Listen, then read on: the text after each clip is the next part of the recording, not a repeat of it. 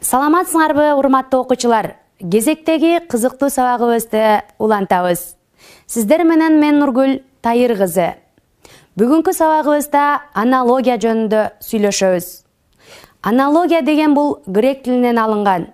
Бизче которгондо далма-дал келүү, окшошуу дегенди түшүндүрөт. Аналогияларды биз кайсы бир окуяларды, кайсы бир маселелерди чечүүдө ынандырууда колдонобуз. Аналогия деген силер ойлогондой татаал эмес. Аналогия биздин айлана чүйрөбүздү курчап турган жөнөкөй гана мисалдар менен түзүлөт. Кайрадан эсиңерге салгым келет. Аналогия бул предметтердин, кубулуштардын кандайдыр бир белгисине, жалпылыгына карата келип чыккан окшоштугу. Башкача айтканда, окшошуу, далма-дал келүү мунун өзү аналогия. Аналогиялык эталон жуптардын ортосундагы 4 байланышты эсиңерге салгым келет. Биринчиси себеп жана натыйжа, заттын кыймыл-аракетинин ирети. Экинчиси зат жана анын сапаты, кыймыл-аракети жана анын максаты, бүтүн жана бөлүк же жалпы жана жеке түшүнүк. Үчүнчү зат жана анын негизги функциясы, кесип жана анын жардамчы куралы дагы ушул бөлүккө кирет. Төртүнчү синоним, антонимдик аналогия. Кайрадан эсиңерге салгым келет. Аналогиялык суроолор толук жана толук эмес синонимден, бир уңгулуу жана түрдүү уңгулуу антонимдерден гана түзүлөт. Себеп, натыйжа заттын кыймыл-аракетинин ирети. Себеп натыйжанын келип чыгышын шарттайт. Себеп натыйжаны бөлүп кароого мүмкүн эмес. Жогорудагы чоң ата менен чоң энени көргөндө, чоң атанын колундагы чай ичип же кымыз ичип олтурганын көрүп турабыз. Анын кымызды ичүүдөгү негизги себеби балким суусоосу. Балким суусаган чыгар. Ал эми чоң энебиздин ии кийирип олтурганын көрүп жатабыз.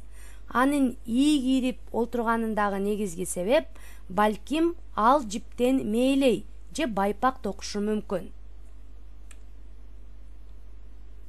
Зат жана анын кыймыл-аракети жана анын максаты.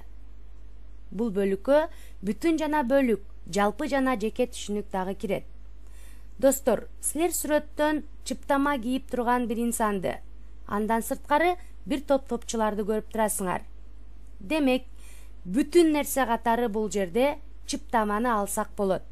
Ал эми анын бөлүгү, анын чөнтөктөрү жана жылуулук катары сактап турчу топчулары. Демек, жыйынтык чыгара турган болсок, чыптама бул бүтүн нерсе, анын бөлүгү топчу. Зат жана анын функциясы, кесип жана анын жардамчы куралы. Демек, сүрөткө кайрадан назар сала турган болсок, биз сүрөттөн мүнүшкөрдү же балким аңчыны көрүп турабыз. Анын жардамчысы катары бүркүттү жана тайганды көрүп турабыз. Ал эми бул сүрөттө биз жылкыны көрүп турабыз же күлүк атты. Анын жардамчы куралы катары камчыны айтсак болот. Толук жана толук эмес синонимдик аналогиялар дагы түзүлөт. Сүрөттө биз абдан сулуу жана абдан ажарлуу айымдарды көрүп турабыз. Эки айымга тең кийген элечектери абдан жарашкан. Алардын өң келбетине дал келген. Сулуулугу өзүнүн кийимине дал келип турат. Мунун өзү аналогия. Демек, ажарлуу, сулуу деген сөздөрдү бири-бирине мааниси жагынан туура келип жатат. Ошондуктан бул синоним. Балким синонимдик аналогиялар мына ушундай түшүндүрмөлөрдүн негизинде түзүлөт. Түрдүү уңгулуу жана бир уңгулуу антонимдик аналогиялар дагы бар. Силер сүрөттөн эски жана жаңы калпакты көрүп турасыңар. Демек, эски жана жаңы дегендин өзү антоним деп эсептелинет. Анткени бири жапжаңы, ал эми экинчиси эски. Демек, достор, биз аналогиядагы 4 негизги байланышты кайрадан эсибизге түшүрүп алдык. Аналогияда суроолорду анализдөөдө ушул 4 байланышты ар качан эсиңерден чыгарбашыңар керек. Аналогиялык эталон жуптарды табуунун 3 ыкмасын сунуштайм. Биринчиси, аналогиялык эталон жуптардын байланышын табуу. Башкача айтканда, 4 байланыштын кайсы байланышына келгендигин биринчи аныктап алуу. Экинчи учур, кыска сүйлөм түзүү аркылуу дагы аналогиялык эталон жуптардын туурасын тапсак болот. Үчүнчүсү, X вариантта издебестен биринчи эталон жупту биринчиге, экинчи эталон жупту экинчинин ылдыйына турган сөздөргө дал келтирип издесек дагы болот. Достор, силер сүрөттөн эмнени көрүп турасыңар? Албетте, эски, кийүүгө мүмкүн эмес болуп калган бут кийимди көрүп турасыңар. Демек, бул бут кийим силердики дейли. Силер бул бут кийимди эмне кыласыңар? Жана бул эски бут кийимиңердин андан аркы кыймыл аракет жүргүзсөңөр эмне кылмаксыңар? Эгерде менде болсо, ыргытмакмын же өрттөп коймокмун. Анткени бирөөгө бергенге дагы болбойт, өзүм кийгенге дагы болбойт, абдан эскилиги жетип калган. Демек, ыргыткандан кийин кыймыл аракет эмне болот? Албетте, жаңы бут кийим алам. Демек, менин жаңы бут кийим алуума бут кийимдин эски болуп калгандыгы себеп болду. Эми достор, жогоруда сөз болгон аналогиялык кайсы байланыш эсиңерге келди? Эгер кимде ким себеп натыйжа деген болсо, анда туура таптыңар. Келгиле анда себеп натыйжа байланышындагы аналогиялык суроолорду иштеп көрөлү. Жыртык тигүү бул аналогиялык эталон суроо. Жооп: чийки кайнатуу, сынык ыргытуу, бырыш үтүктөө, курч курчутуу. Демек, бул себеп натыйжа байланышында келгендигин анализдеп алдык. Эми сүйлөм түзүп көрөлү. Жыртык нерсени тигебиз, чийки нерсени кайнатабыз, сынык нерсени ыргытабыз, бырыш нерсени үтүктөйбүз, курч нерсени курчутабыз. Негизинен курч нерсени курчутпайбыз, мокок нерсени курчутабыз.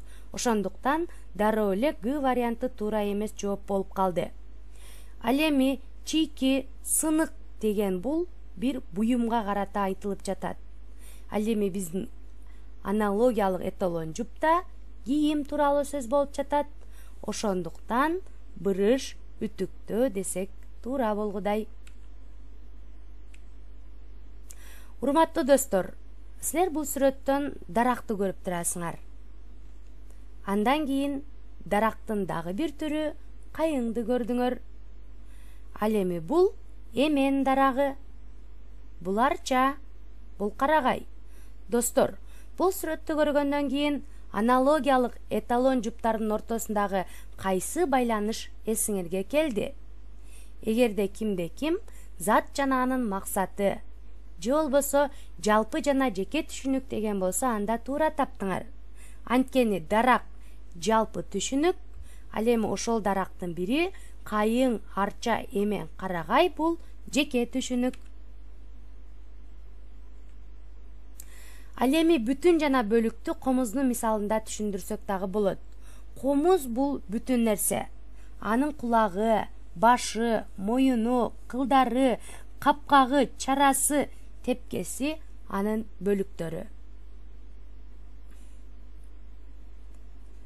Демек, ушул эле зат жана анын кыймыл аракетинин максатына байланышкан аналогиялык суроону иштеп көрөлү. Куш, чыйырчык. Эгер эталон жуптагы байланышты анализдей турган болсок, жалпы жана жеке түшүнүк жөнүндө сөз болуп жатат. Сөөлжан курт бул X вариантында келип калды. Анткени сөөлжан жалпы түшүнүк эмес. Балык, чабак. Азырынча Б вариантын туура деп кабыл алалы. Анткени балык жалпы түшүнүк, чабак болсо балыктын кичинекейи. Карышкыр, жырткыч. Бул экөө синоним болуп келип калды. Ошондуктан дагы В вариантын туура эмес дейбиз. Карлыгач, чабалыкей. Бул экөө тең канаттуулардын аты, ошондуктан Г варианты дагы туура эмес. Жооп варианты балык, чалак.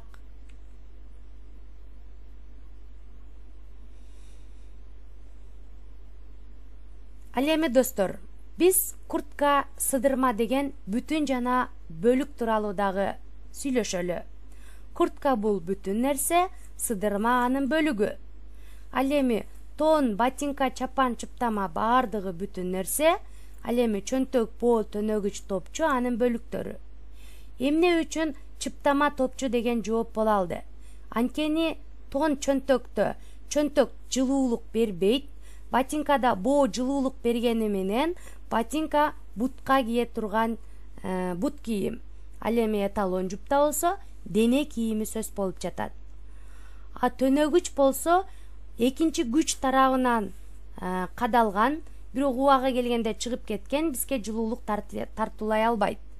Ал эми толук жооп чыптама, топчу. Топчунун дагы кызматы сыдырма сыяктуу. Эми зат жана анын функциясы тууралуу сүйлөшөлү. Зат жана анын функциясына биз доктурдун мисалында мисал келтирсек болот. Биз доктурду көрүп турабыз. Ал эми доктурдун негизги куралы деп шприцти атасак болот, тонометрди атасак болот, градусникти атасак болот. Анткени доктурга оорулук кайрылганда ал биринчи эле градусникти салып көрөт. Экинчи кадамы тонометр аркылуу давлениясын ченей баштайт, кан басымын. Ошентип, андан кийинки бөлүк шприц жана анын аптечкасындагы белгилүү дарылар эсептелинет. Ал эми ушул эле доктурдун жардамчы куралы катары биз мээлейин же болбосо халатын айтабыз. Чыныгы кесипкөй доктур кези келгенде шашылыш учурда ал халаты жок деле, колундагы мээлейи колгабы жок деле ал биринчи жардамды көрсөтө алат. Демек, зат жана анын функциясы. Доктурдун негизги функциясы дарылоо же болбосо ооруган адамды айыктыруу. Телефон пикир алышуу. Телефон зат, анын функциясы пикир алышуу же сүйлөшүү. Фестиваль көрүү, көңүл ачуу, мектеп билим алуу, автомобиль жол жүрүү, микроволновка тамак жылытуу. Албетте, фестивалда көңүл ачабыз, бирок ал негизги функцияларынын бири эмес. Мектеп билим алуу, мектептин негизги функциясы билим эмес, балким тарбия дагы кошо болушу мүмкүн. Микроволновка албетте тамакты жылытат, бирок ошол эле мезгилде жеңил тамакты дагы бышырууга жөндөмдүү. Ал эми автомобилдин негизги функциясы жол жүрүү, бир жака убагында жеткирүү. Достор, синонимдер деп бирдей типтеги заттарды, кубулуштарды, окуяларды жана башка жакын маанилеш сөздөр менен туюндуруучу сөздөрдү биз синонимдер деп атайбыз. Кыргыз тилинде синонимдер, толук синонимдер, булар өз алдынча турганда бирдей мааниге ээ болуп, сүйлөмдө бири-биринин ордуна колдонула турган сөздөр. Мисалы, кубануу, сүйүнүү.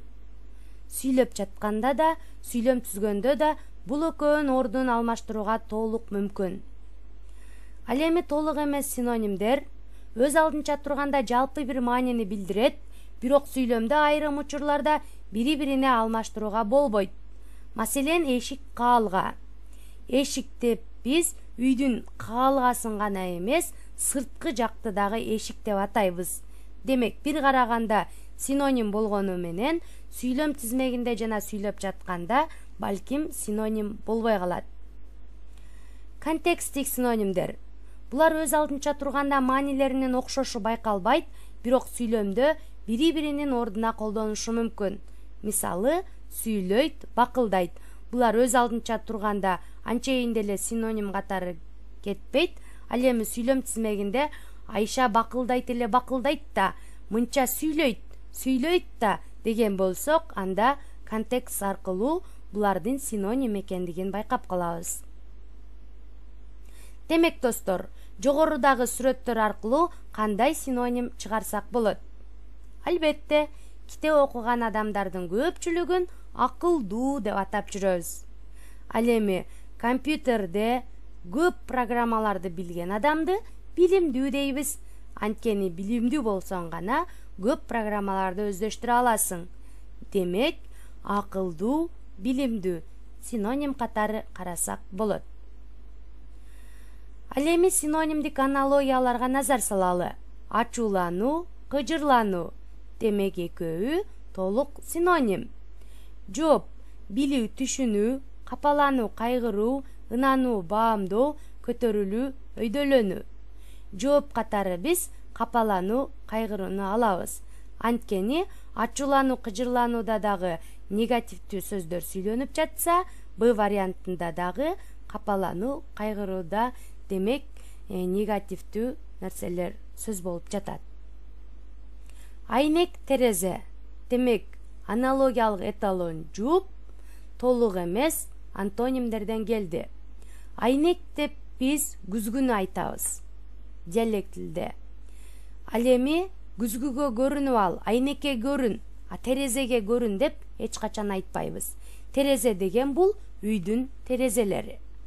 Эшик, каалга, өмүр, жашоо, курдаш, жолдош бул акча. Бул жерде толук эмес аналогиялар бир топ турат, бирок ушулардын ичинен биз эшик, каалга деген жоопту туура деп айтабыз. Анткени эшик, каалга бир нерсе жөнүндө сөз болуп жатат. Ал эми калгандары колго кармалбаган же болбосо кандайдыр бир иш аракети жок, толук эмес синонимдер. Достор, бул сүрөттү көрөрүңөр менен дароо эле антоним эсиңерге келсе керек. Анткени биз сүрөттөн семиз жана арык адамды көрүп турабыз. Демек, аналогияда түрдүү уңгулуу жана бир уңгулуу антонимдер кезигет. Семиз, арык деген бул толук антоним. Сүрөттөн деле ой жүгүртүп карап түшүнүп турсаңар керек. Антонимдер деп карама каршы маанини туюндурган сөздөрдүн гана жыйындысы эмес, ал баарыда мурда бизди курчап турган карама каршы көрүнүштөрдүн тилде чагылдырылышын айтабыз. Антонимдер лексикалык же болбосо түрдүү уңгулуу антонимдер, анан бир уңгулуу антонимдер деп бөлүнөт. Түрдүү уңгулуу антонимдерге антоним болгон сөздөр түрдүү уңгунун натыйжасында түзүлсө, маселен, жарык, караңгы. Бир уңгулуу антонимдер бул, башкача айтканда, префикстер улануу аркылуу дагы жасалат. Реалдуу, иреалдуу. Демек, суроо: оптимист, пессимист. Бул антонимдик аналогия. Жооптон дагы антонимдик аналогия карайбыз. Саясатчы, жетекчи, балким синоним катары келди. Эгоист, авантюрист, адвокат, жактоочу. Демек, үч жоопто тең окшош маанидеги сөздөр келип жатат. Ал эми Г вариантында болсо, жаратуучу бул оптимист адам болот, талкалоочу бул пессимист адам болот. Ошондуктан Г варианты туура. Реалдуу, иреалдуу. Демек, суроолорго эле маани бере турган болсок, бул бир уңгулуу антонимдердин негизинде келди. Жооптон дагы ойлонбой туруп эле бир уңгулуу антонимдерди карайбыз. А варианты туура. Туура, натура. На, ир деген префикстар аркылуу жасалды. Урматтуу достор, силер даракты көрүп турасыңар. Дарак адамдар үчүн көлөкө тартуулайт. Андан сырткары жер титирөөдөн сактайт. Жамгырдын жаашын камсыздайт. Абаны тазалайт. Адамдардын маанайын көтөрөт. Демек, акыл сезимге ээ болбогон, табияттын гана таасиринде өсүп жаткан дарактын ушунча адамдарга пайдасы бар. Ал эми биз кайсы бир адамдардын көмөгүндө, ата энебиздин көмөгүндө ушул эрежеге жетип олтурабыз. Жыйынтыктап жатып сабагымды, урматтуу окуучу достор, ар дайым бири-бирибизге жарыгыбызды тийгизип, бири-бирибизге нур чачып туралы. Анткени биз табиятта өсүүчү дарактан жаратылыш койнундагы айванаттардан аң сезимибиз, сезе алгандыгыбыз, туя алгандыгыбыз, көрө алгандыгыбыз менен айырмаланабыз. Урматтуу окуучу достор, бүгүнкү сабагыбыз абдан түшүнүктүү болду деген ойдомун. Эгер түшүнбөгөн суроолор болсо, видеонун ылдыйына суроолорду калтырсаңыздар болот. Келерки сабакта кезиккенге чейин саламатта калыңыздар.